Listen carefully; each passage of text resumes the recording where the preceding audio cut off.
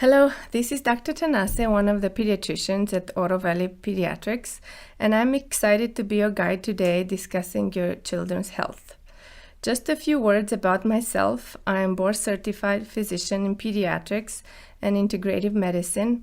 I have done training in integrative medicine, functional medicine, and integrative psychiatry, and I'm always looking for ways to improve health. This presentation is about determinants of health, a broad overview of different factors that affect children's health, and also a short overview of resilience factor that strengthen the ability to cope with infection, stress, or trauma. Each of these topics could be the subject of hours of discussion, but today is just a quick overview. In integrative medicine, the focus is on the whole person, interaction with the physical and social environment, and not only symptoms management. So this presentation will give you an idea about what I'm looking in my evaluation. So let's get started. What influences your child's health? We'll start with nutrition, which is a big building block in our health. People have known from ancient times that what you eat is what you are, and what food could be used as a medicine to cure or improve conditions. Currently, there is a lot of research on different diets and ways to eat, but the diet best research is the Mediterranean diet or the anti-inflammatory diet. It is focused on whole foods, fruits, vegetables, whole grain, legumes, fish, seafood, poultry, dairy, and eggs. It limits red meat, processed foods, sugar. Lack of adequate nutrition will affect the school performance, behavior, mood, and will make children more susceptible to get sick or get more complications from illness. Sleep is a very important building block of health. As we understand it now, sleep is not a passive time when the lights are out. On the contrary, the brain is processing the emotion and experiences of the day and consolidating them into memories, and also when detoxification processes take place. Lack of sleep leads to behavior problems, mood problems, memory issues, poor school outcomes. At different ages, children need different amounts of sleep. I look at the quality as well as the quantity of sleep. Physical exercise improves muscle tone, coordination, stamina. It improves the quality of sleep, improves mood, and offers an outlet for children to release frustration.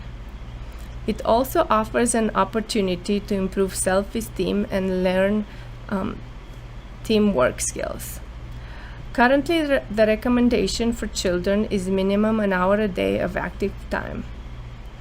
It could be free play at the park, organized sports, swimming, biking, hiking, dancing, yoga, or anything that your child enjoys. Habits refers to daily routines or a structured schedule. Many cultures have talked about the body clock, and children thrive when they have constant times for eating, sleep, play, and work. Especially for children living in more than one house, it is important to maintain the same routines. Stress is also a big factor, as nobody is spared from it. There is acute stress when the body is in the fight or flight mode for a short period of time, like a scary movie, changing school, a natural disaster.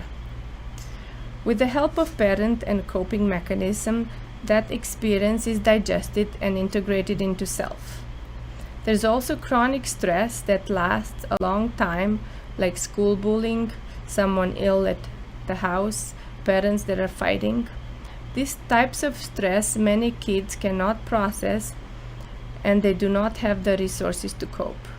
This kind of stress leads to behaviors and mood problems, sleep problems, high-risk behavior, and school issues. Therapy is recommended in these situations. Risky behaviors refers to teenager experimented or habitually using drugs, vaping, or alcohol. Arizona is one of the states where most high school children have been exposed or offered drugs. So pay close attention to your teens and their friends. Medical care is part of the safety net, hopefully a place where parents and children get education about health, receive treatment, or be referred to other specialists or resources in the community. Engagement in care refers to the ability of the family or child to make decisions and follow through, to be an active participant in the care as opposed to a passive participation, resignation, letting others decide for them. We'll go to genes. We know that genes play a big role, but the good news is that recently the research showed that genes are not your destiny, and behavior and lifestyle choices can counteract genetic predisposition to disease. Age also plays a role in health, as different ages respond differently to infections. We have seen with COVID. Some illnesses show early during infancy, like genetic mutations, while others tend to cluster during adult time, like gynecologic problem or lifestyle illness. Weight, as you probably know, there has been a lot of emphasis on healthy weight as more and more children and adults become overweight and obese. Most of the unhealthy weight is related to lifestyle, and very low percent is related to hormonal or metabolic causes. Currently, obesity is a risk factor for ongoing surgery, for getting more complication with infections like COVID. Race and ethnicity. Some illness cluster in specific population, so sometimes people of certain backgrounds get more sick and get more complication from certain infection. I will use the example of valley fever, which is common in Arizona. Patients of specific backgrounds like Pacific Islander, Native Americans, and Hispanic have the highest complication rate. Physical environment includes toxins, electromagnetic radiation, such as exposure to screens. We're daily bombarded with many chemicals. Just to name a few: processed food, lead from paints, pesticides used in agriculture, antibiotics used to produce meat, hormone disruptors in plastics, water contamination from agriculture or medicine flushed in the toilet, air contamination from industry. There are regulations about what is considered safe levels. On top of this, we're bathing in an ocean of electromagnetic radiation from all electronic devices, cell phones, towers, and Wi-Fi signals. Children are exposed earlier in life to the electronic devices, and the time spent on screen is constantly increasing, especially during the pandemic. This information is not meant to scare you, but to make you aware of unseen threats and you might take measures.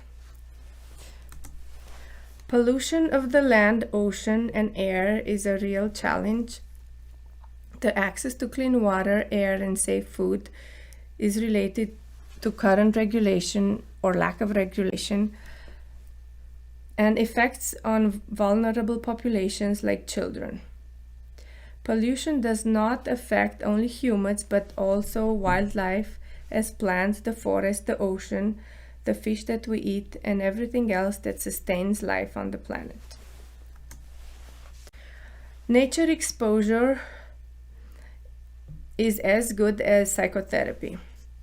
People that live in a busy city with nothing green around have a higher stress level than families that live close to nature or make it a purpose to go in nature.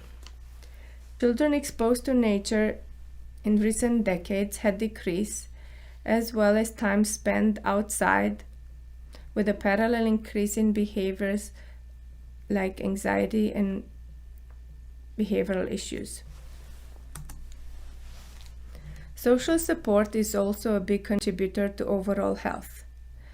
Parents, they have the support of extended family, friends, or institutions that help raise healthy children have a lot less stress as single parents managing along the challenges of having a job and raising children. The quality and quantity of relationship is very important for mental health and physical health of your children. As parents serve as the primary support for self-regulation of infants, for protection and nurture of young children, and as role models of older children, it is key that parents are healthy physically and mentally. Parents are asked to do a lot, to understand the needs of the child, model good behavior and choices, and pay attention to self-care also. Education refers to the level of schooling of the parents of the child or the primary care provider. The more education and ability to access information the parents have, they will be able to make better choices. Trauma does not spare anyone. Whether a multi-generational trauma, natural disaster, abuse, parents' divorce, bullying in school, or immigration, nobody can go through life without at least a traumatic event. The outcome depends on how well we adapt. If the child has the tools to process and incorporate that traumatic event into his mind, it is an opportunity for growth. Income and economic situation can limit access to medical care, access to food quality, supplements, and severely restricting alternative treatments that are paid out of pocket. Spirituality can help the family be connected to something bigger than self, improves hope, and could also provide social connection through community support with similar beliefs.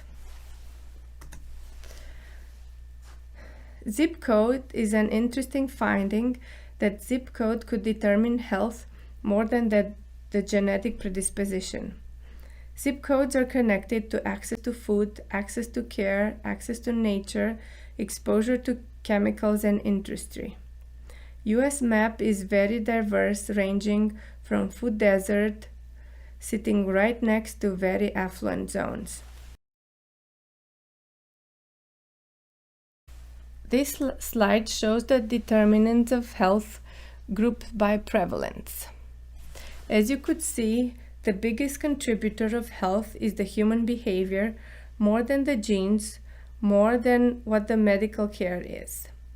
This is good news. That means that the person can change it and can affect his health or the family's health by modeling good behavior.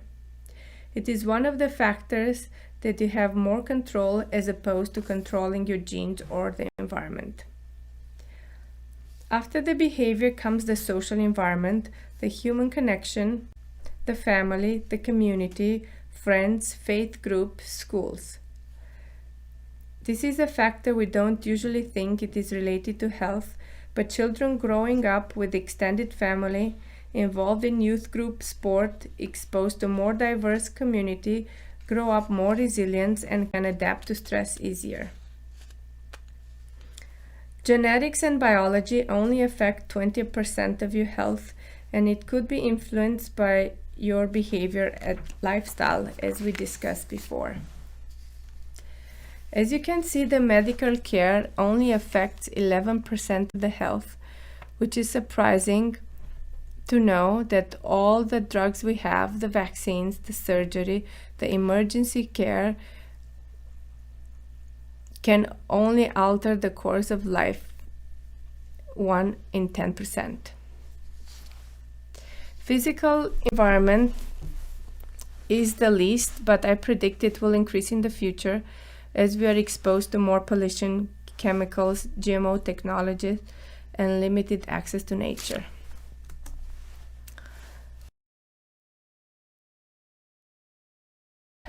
This is a different representation of the same concept that expands from self to the whole planet. In the center is the individual and the family, your physical body, your genes, your beliefs, your trauma.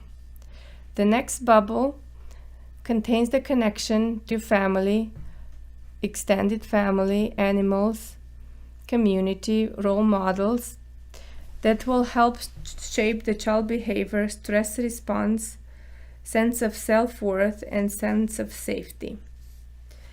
The next bubble is the physical environment, access to nature, exposure to pollution, industry, noise, unsafe neighborhoods, or natural disaster. The child and family has less control over these factors. The last bubble refers to the world as a whole, the social environment or social injustice, the scientific progress, the political environment, the health of the planet overall. It is the domain where one individual could make little difference, but connecting together as a society or civic activity groups, non-governmental agency, could move things in the right direction.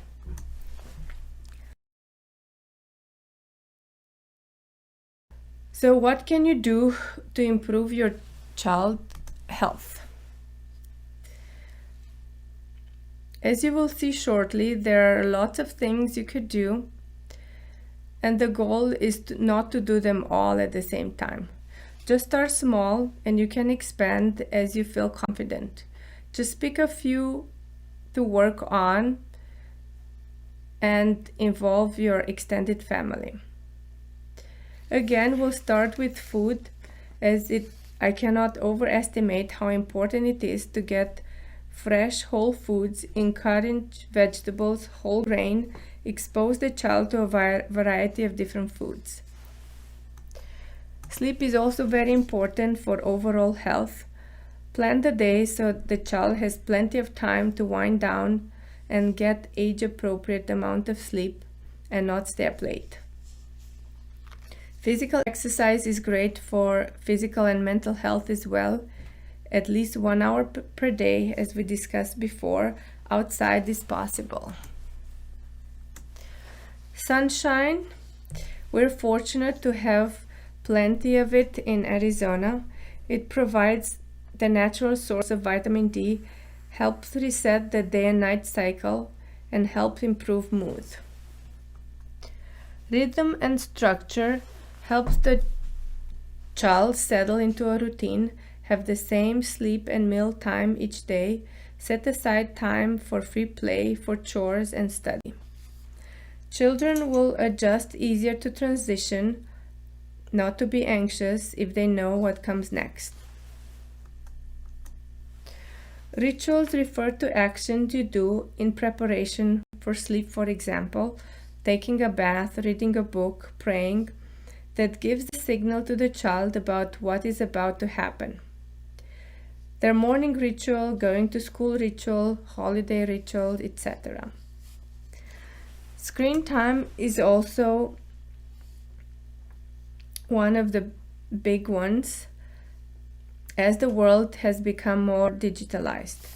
The American Academy of Pediatrics recommends less than 2 hours a day for screen for entertainment, video games, social media, or TV, in order to have enough time to sleep and do all the other rituals and the rhythm we talked about.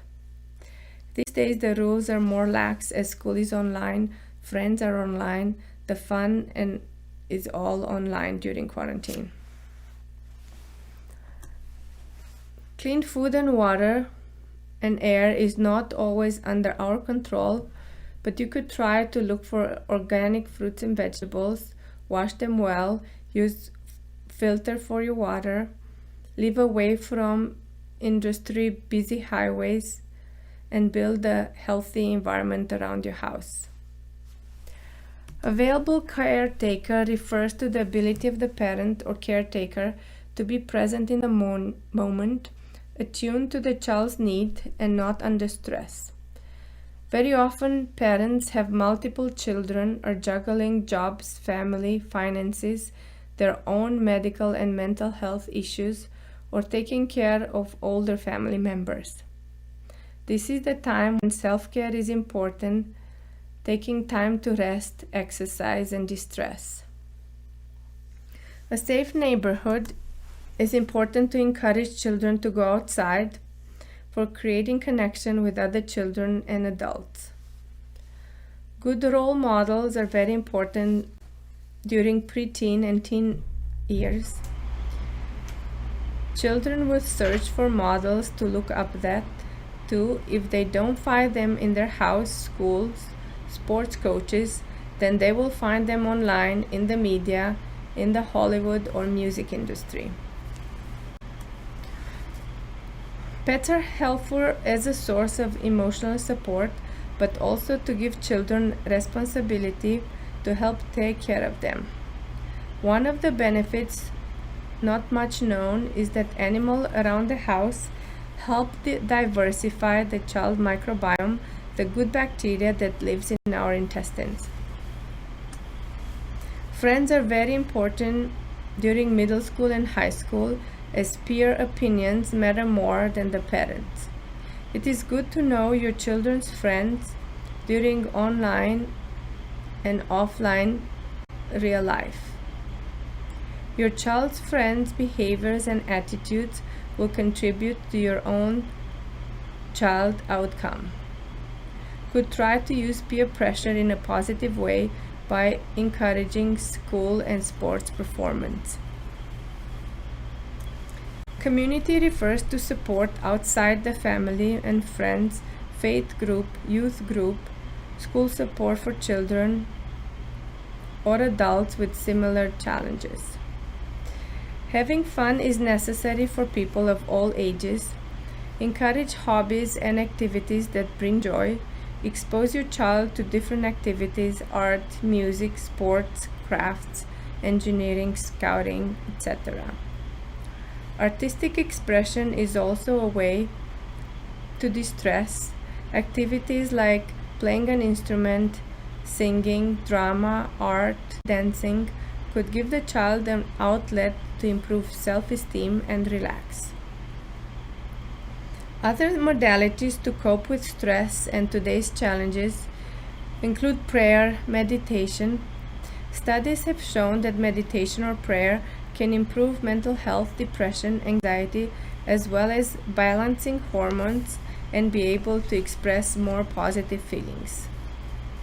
Breathing exercises can also be helpful in balancing the nervous system and could be done for children as young as 3 years old.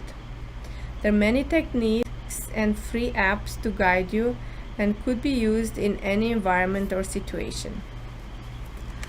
Kindness and compassion is hopefully modeled in the family, but also engaging in activity that benefit others, like volunteer work. Some examples include volunteer work for elderly animals in your community or helping in non-governmental agencies. Mindfulness is a type of active meditation that focusing on being present in the moment, engage with all the senses in the present moment as opposed to worrying about the future or ruminating about the past. Supplements are also on the list. Most of them are over the counter, ideally should be reviewed or prescribed by an integrative doctor or a naturopath. Here is a representation of what we call a therapeutic order. That means the way we approach treatment in integrative medicine. From the least invasive and least harmful to the more aggressive intervention. At the bottom lies the education. This is what we're doing now, building the knowledge base in order to change behavior, feel more in charge of your own health or your child's. Lifestyle medicine refers to diet, exercise, sleep, stress management. All these things require some commitment and motivation to do, but could be easily modeled at home and as part of routines. It will be a lot easier for a child to adapt and adopt healthy behaviors as a teenager or adult if exposed to these habits in the family. Mind-body medicine refers to a set of exercises like breathing meditation, creative expression that improves the mind-body connection, and it is a way to reduce stress, improve symptoms of anxiety, depression, or pain. Many of these techniques are easy to learn and could be done by young children.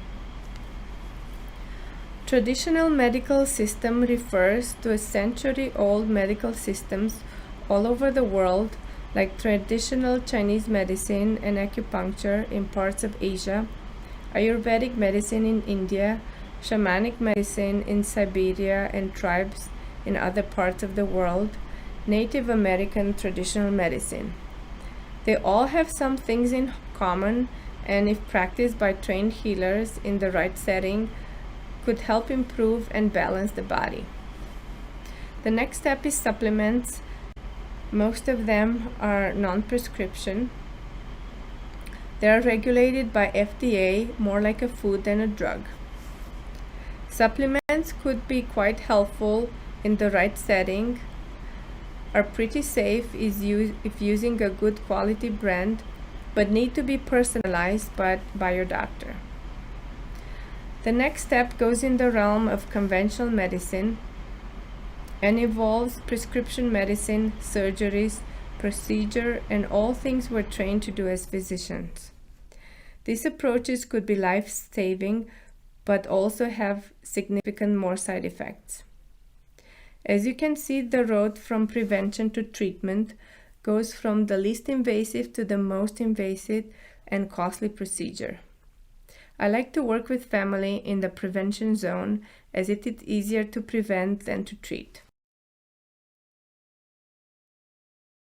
Just to leave you with some homework as we wrap up this talk, here is a book that I like. It is about parenting. It puts raising children in the perspective of personal development for parents. As we recognize that parenting is one of the most difficult tasks in our life, here are some words of wisdom. A child enters your life with its individual trouble, difficulties, stubbornness, and temperamental challenges in order to make us aware how much we yet have to grow. The next two slides, 8 and 9, is another practical idea, simple that anyone can do, like an immune boosting smoothie. All you need to do is to find some ingredient from each category that your child likes, blend it together, and offer it to your child. You can also freeze it in popsicle and ice pop shapes and use it as a treat.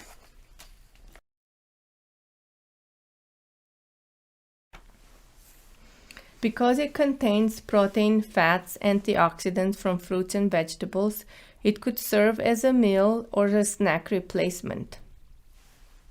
You can stop the video and take pictures or screenshots if you wish. Hope this talk gave you some information and ideas that could help you lead your daily life. Help that together we could build a stronger community, resilient families, and healthy children. I will leave you with Mahatma Gandhi's thoughts about how our beliefs shape our lives and our destinies. Thank you.